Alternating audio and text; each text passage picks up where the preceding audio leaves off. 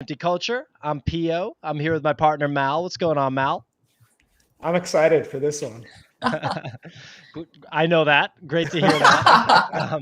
Because we are joined with multidisciplinary artist, very established artist in the NFT space, and just big time cool person, Blake Kathryn. How's it going, Blake? Yo, thank you. Very, very kind and too sweet of an introduction. Appreciate it.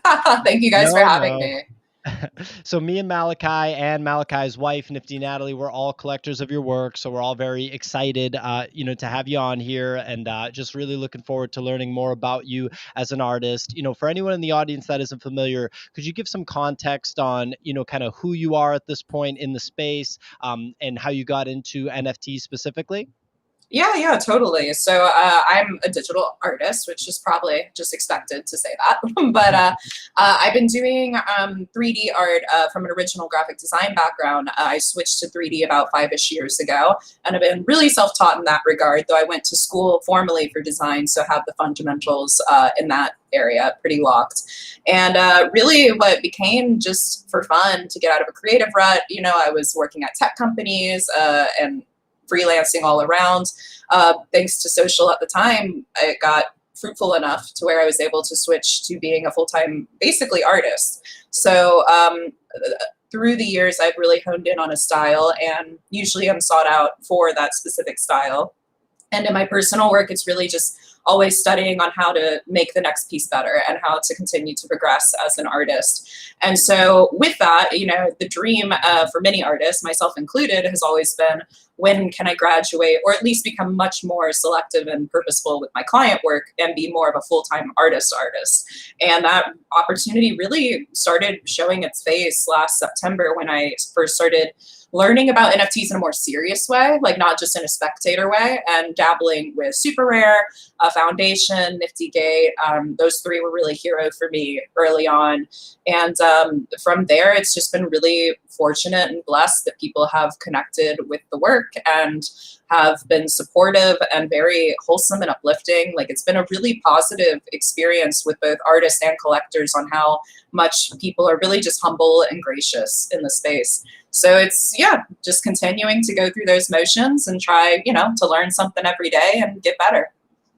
That's awesome to hear. And, when I look at your work, I think that it's very, very original 3D work. Thank you. And the reason, yeah, you're welcome. And the reason that I say that is because, I think that there are obviously a ton of 3D artists in the NFT space and new ones coming all the time because it's so, kind of natural to get into NFTs when you're natively a digital artist. But I think that, probably all those years that you put in, I think I read an article where from 2015 on, you were doing like the 3D work. Did you feel like, when you got to NFTs, did you just feel like it was super natural, and did anything kind of click for you and think like, yes, this is definitely something that I can be successful in?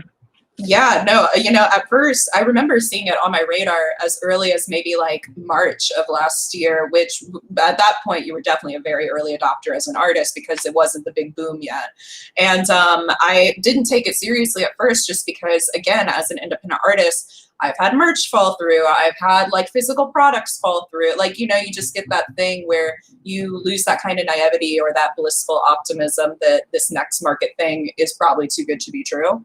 And then it was really wild to see that it just really had merit behind it and had people like, I remembered my like jaw to the ground when whoever it was that slid into my DMs and they were like, oh, I just want to understand more about the piece and what you like went into it with the process and like the story behind it or what you draw from. And I was like, you actually care what I think? Like, this is so flattering. Like, thank you. And it was like making those human connections that really made me realize that there was like legs to this movement. And that really is what solidified my trust in it, was just the fact that there were people that wanted to communicate and connect with you outside of just, here's your JPEG, haha, and that's it.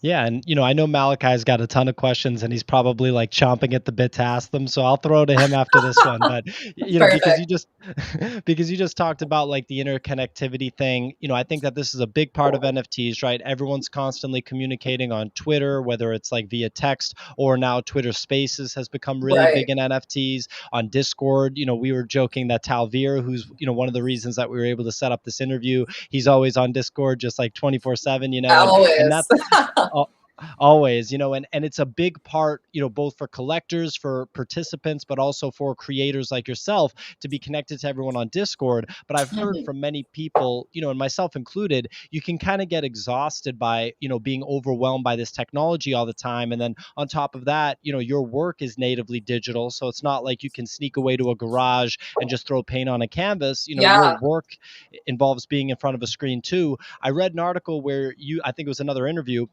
you'd mentioned like tech-free walks and how those help Mhm. you. And so I'd love to just hear about that, like, what the motivation is behind that, and how those go for you, and then how they lead to progress in your work. Yeah, no, getting like as tech free as possible has every single time uncontestedly resulted in the best work I've done afterwards.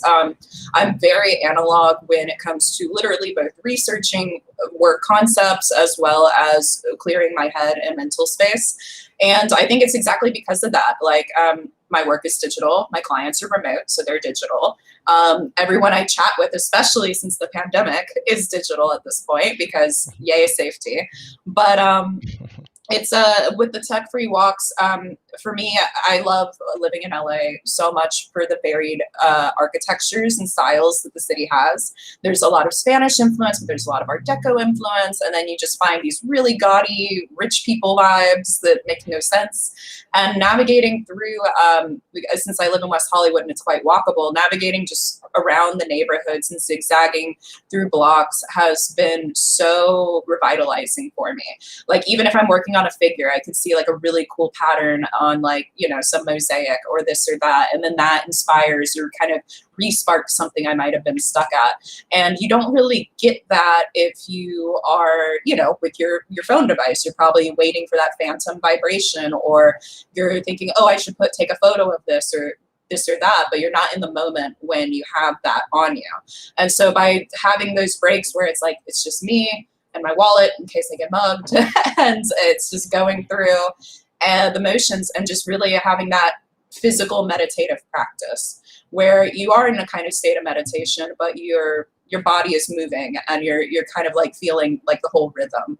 So it's been fantastic, and it's something that I'll continue to practice and adopt because it's just also great for your mental health. So You hear that, NFT space? It's good to unplug every once in a while, huh? oh yeah, now I got to make a long like Twitter thought piece and get blown up and go viral.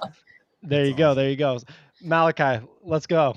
Yeah, no, what's really interesting, and you talked about like disconnecting, and you talked about the Art Deco and seeing the patterns and everything else, but you also take that and you're very active, unlike a lot of other artists, especially artists of your caliber who are active on Twitch, and you're actually showing your craft. You're walking through not the mistakes, but your practice and everything that may go into it. And a lot of artists hide that. So I'm curious, like, you've built this massive community of followers that just love to watch you work, and you share all your secrets. So when you think about connecting the disconnected to the connected and then bringing your thought process back, how has that helped you evolve as you've formed this massive reputation very quickly in the NFT world?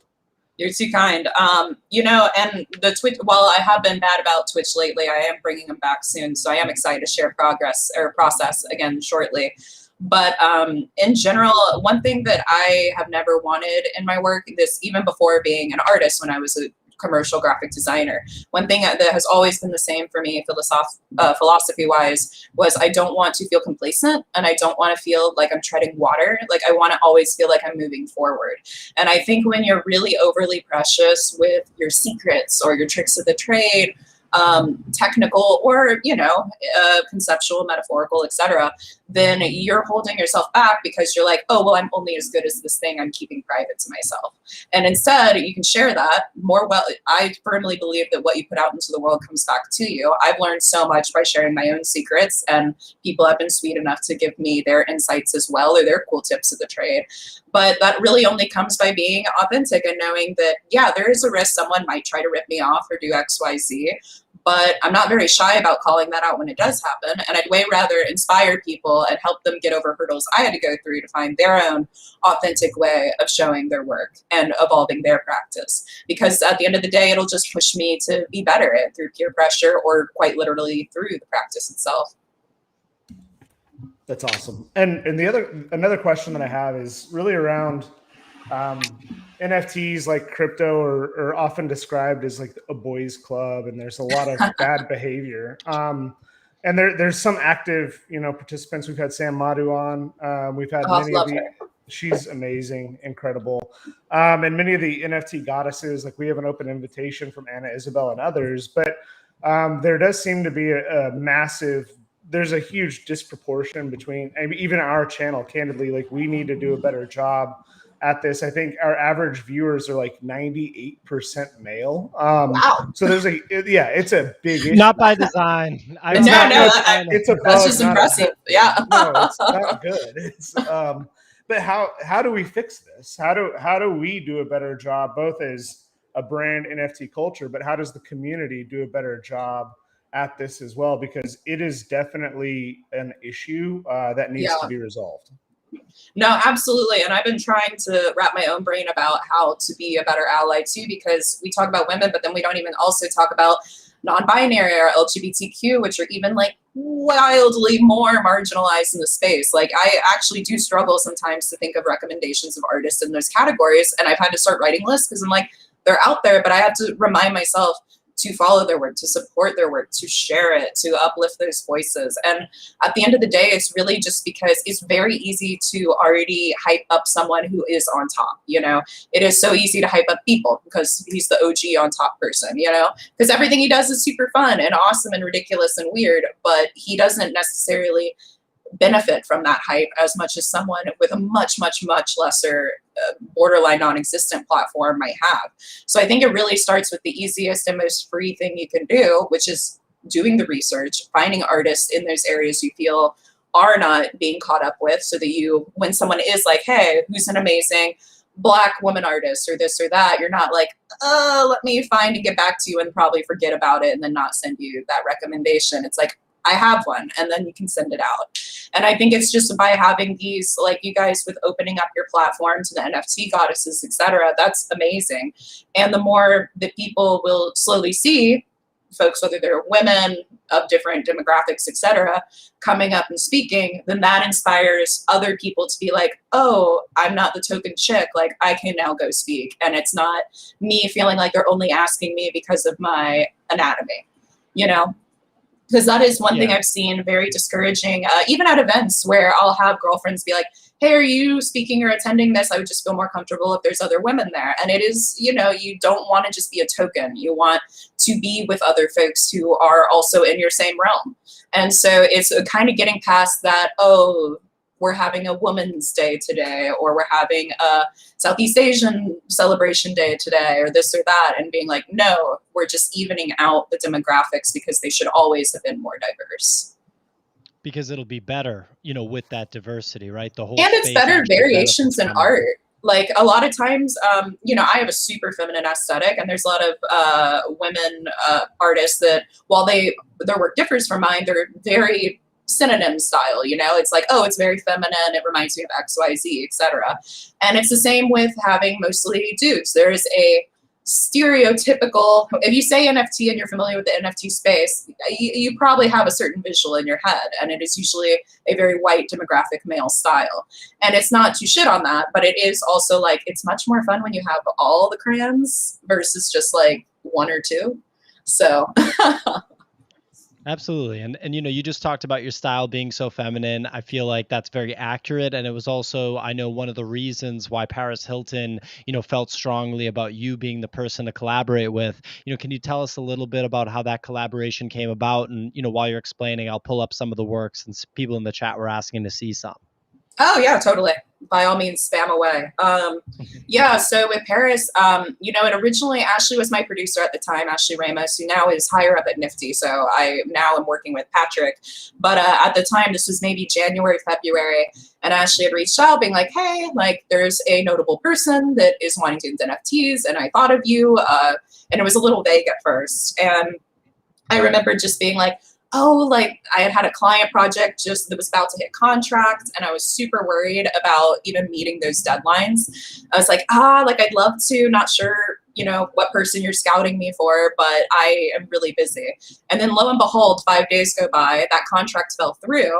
And then she comes back and she's like, hey, by the way, it's Paris Hilton, and she wanted me to re-ask you because she would really, really like to work with you specifically. And I was like, well, oh shoot, this is like stars aligned right now, because my one thing keeping me from this is gone. And also, I always really admired her grace with navigating the public spotlight.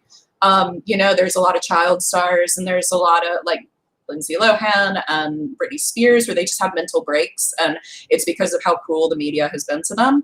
And I always admired that she handled it very with humor, you know, with comedy, and she never let that like belittle her. Like, she was always very powerful. And so we kicked it off. We were chatting on WhatsApp, we did some Skypes, we did emails, etc. And we just very much just chatted as if we were almost roommates for a handful of weeks/months, and would just like be like, oh, what would be really fun to do? And one thing really important to her was creating, obviously both of us wanted a feminine aesthetic, but was creating a feeling of safety or empowerment, because it was her kind of also wanting to have a collaboration that soothed the PTSD that she goes through. And for me, I really wanted to just create something that gave a meditative, peaceful emotion, which is very synonymous to her priorities as well. And so we basically just had fun, and we're like, what if we just created like a fake metaverse and just kind of vibe that way? And from there, it was just like trying things out. At one point, this scene you have now, we tried a bunny rabbit in it, and we were like, this looks creepy and uncanny valley. Let's do a hummingbird instead. But it was just really fun and so stress-free, because it was like truly an authentic collaboration, where it wasn't like a typical thing where, oh, it's a collab, but it's like the client's telling you what they want. And it was like, no, this was going through mood boards together, yay or nays to certain, you know, colors, this or that. And it just, at the end, we were both really happy. I love that's that awesome to hear. Yeah, like one of the things about this is at the time it was, you know, scrutiny of Paris Hilton, because that's just part of what happens and follows her. But she's actually been an awesome ambassador for bringing non-fungible tokens to a broader audience. She's stuck around. She's becoming a powerhouse investor and media person behind this. So it's really great to see. And also her like just making the effort to even collect even before. I think she had started collecting before her drop, but she picked up speed a lot after. And it was a thing where it's like, that shows you care. Like, you're not just coming in, doing the cash grab, getting out, you're not giving back to the space, etc. Like, I really do, of course, financially dependent, because some people have crazy obligations and I would never judge that. But if you fiscally can, I find it weird when people don't choose to also collect if they contribute. And so it was really great to see that she was super passionate about it. And she made her little side Instagram and was like, woo, the NFTs I got and stuff like that. You picked up one of, I accidentally, and you'll learn this about me, but I paper hand everything. And I picked up Jason's original Gaze for like $50, like early on. Oh my God. That was one of the first drawings I think I lost, or first come, first serves I lost. And I was so angry. Well, I was watching, so I sold it for like $750 at the time. I'm like, yeah, this is odd, because I'm on a ski trip and I want to go into all the details. I sold the Boss Logic's Forever Mamba for like $5,000, and like in like 2 days, like all my NFTs I had listed are gone, and I'm just watching Gaze nonstop. Not all, but a lot. And I'm watching Gaze nonstop, and I saw Gaze for like, I don't know, it was like 1,000 or 2,000, and then like I was about to pull the trigger, and you came in and just swooped it from me. And I was like, oh my God, that was from Roger, because Roger Dickerman then tweeted me after, and he's like, you stole my Gaze and I don't know how to feel about it. I was like, I don't think I stole it if you put it up for sale. And I was like, do you want me to sell it back to you? And he's like, no, I think it's okay. But it was like, I think that was the first time Roger and I had ever spoken privately. And it was very funny for him to be like, you robbed me.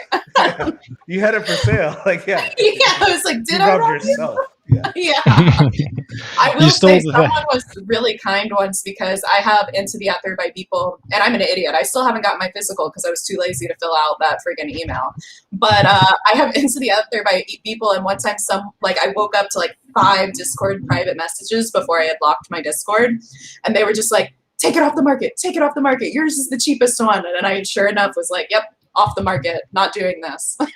That's awesome. Nice. That was a good snipe then. And it's awesome that you talked about how natural it was to work with Paris Hilton, because I think a lot of people, they don't understand that, like you said, it's not automatic that somebody that's famous from an early age just is able to handle that fame properly. And it's also just not automatic that someone in that position is as successful over a long term. And I think the tongue-in-cheek factor, the like kind of light and humorous factor that is reflected in the work is very Paris too. She has that new show where she wears like $100,000 the cooking outfits, one, and it's so funny, It is very funny. No, and it's the same with because I have just done 2 collabs, and at the moment I'm not seeking to do more because similar to how we had privately discussed, I don't want to be that person that's collab lady. But even with Tuvlo, it was the same thing where we talked on and off for 3 months, and it was casual, and it was always just her being like, I just want to make sure there's boobs with nipples. And I was like, that's super cool. Like, I love boobs with nipples. Let's do it. And so it's like, it's just really wholesome to go from such a traditional client relations where it was like, on my hard drives, I have a work folder and I have a personal work folder. And now I'm getting to the phase where I'm like, I actually don't know which folder I should put some projects in. That's amazing that it's just blurred the lines so intensely. Yeah, I imagine that's like every artist's dream, right? So it feels right very there. fortunate. That's awesome. And so here's here's another drop that we're looking at. So this is happening tomorrow. Okay. So can we talk a little bit about this one and anything that people should know about it?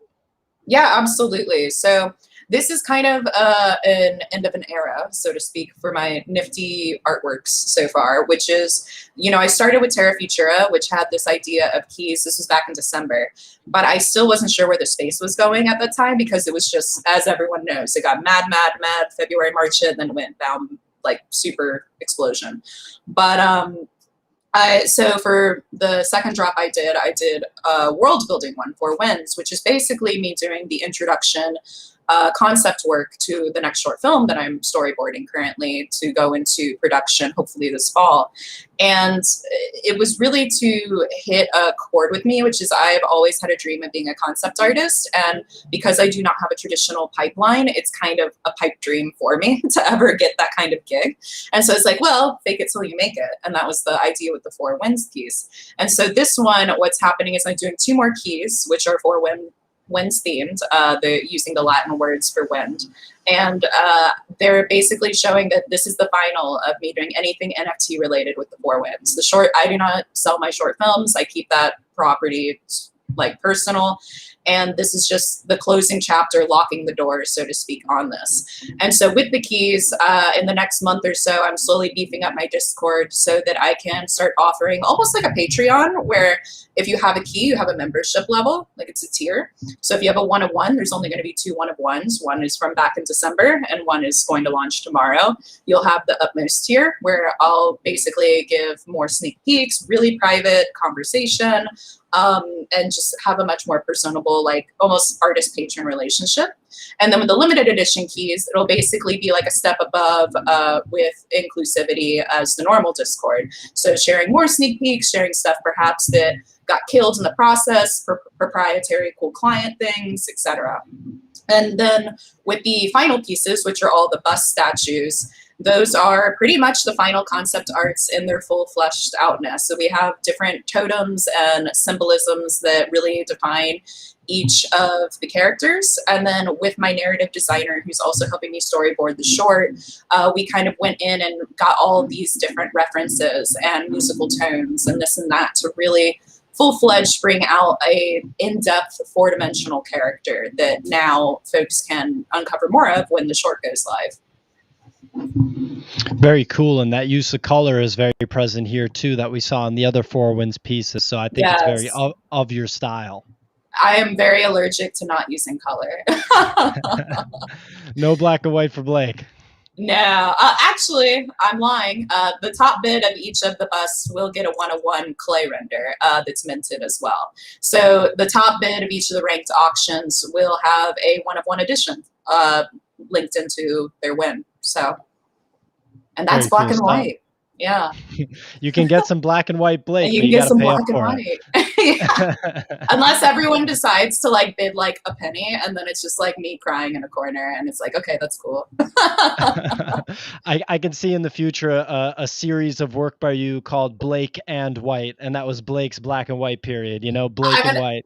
I'll have to steal that. I've been joking that for Inktober, which is a huge thing in the illustration community, to do black and white ink drawings usually, that since I am not an inker, that I was thinking of doing a cinematic black and white studies during Inktober. So maybe I'll call it Blake and White.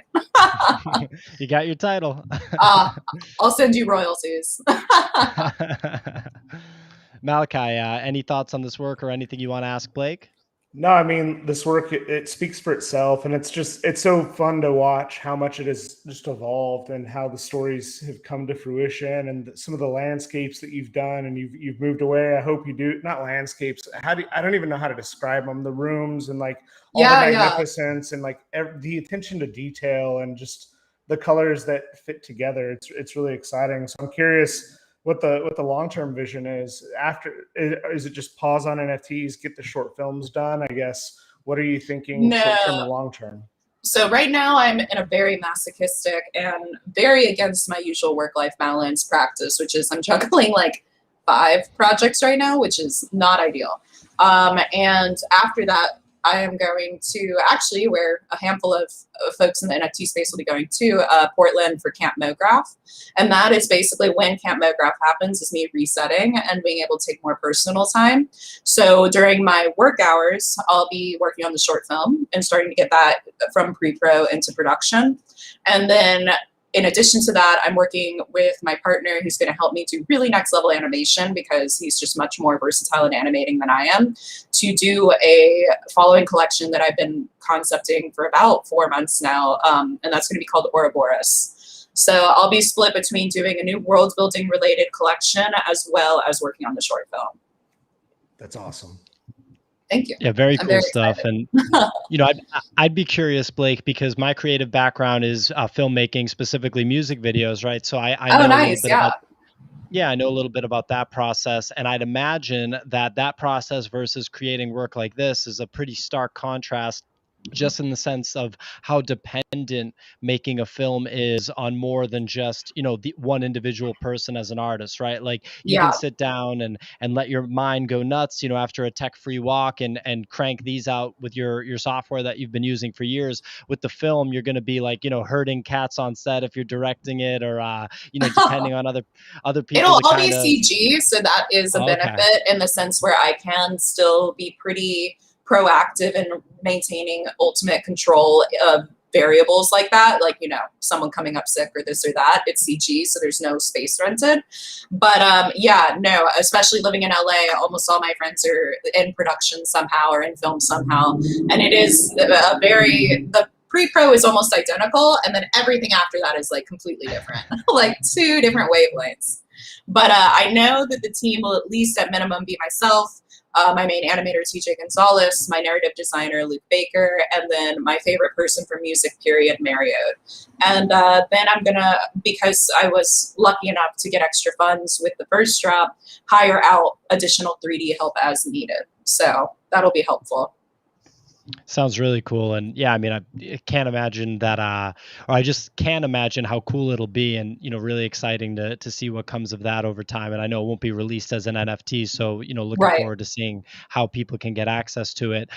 You know, you mentioned collaboration, and obviously that you don't want to spread yourself too thin and be like, you know, the token collaborator, but you have gotten a chance to do these awesome collaborations and work with really big people like Paris and like Lil Nas X. I was wondering, is there a dream creative collaboration, you know, in any medium out there for you? You know, whether it's someone that's making work right now, or even if you think back to someone from a different era, like who you'd view as your dream collaboration?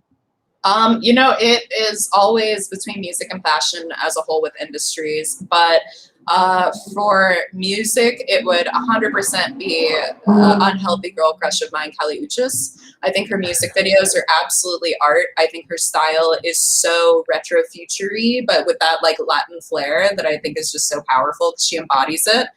And then also I love that she doesn't cater to like the charts. She does her own stuff. She was told not to do a Spanish album, and she made like the most successful Spanish album of that genre in forever.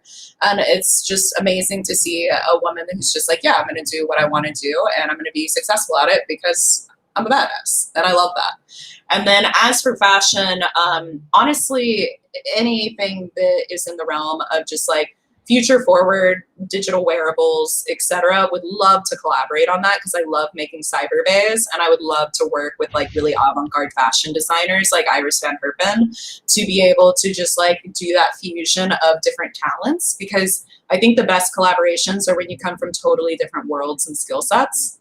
And so to be able to do either of those would just be such a gift, because I can't do music and I can't do fashion, but I sure as hell can do some digital art, and I would love to flex in those realms. Hell yeah, let's put some digital dresses on these digital bays, right? Cover the nips. Toblo would be sad. I know. Sorry, Tob.